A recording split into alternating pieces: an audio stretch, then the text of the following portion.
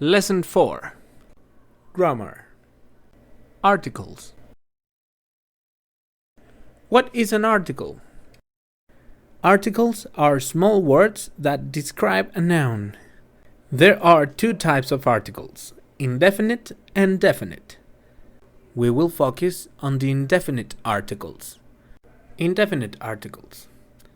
There are two types. A, an. These articles are similar to the number 1. They are used with generic objects. I'm an actor. I have a test. We use a with the sound of consonants.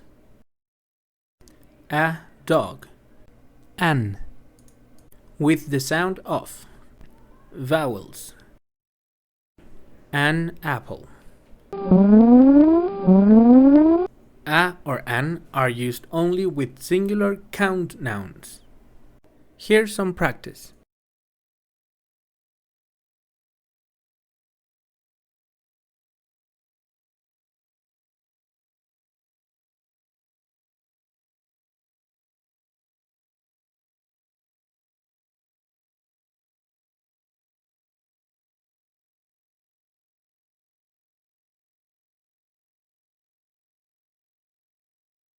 Examples in movies. I have a test for you. I'm an actor, man.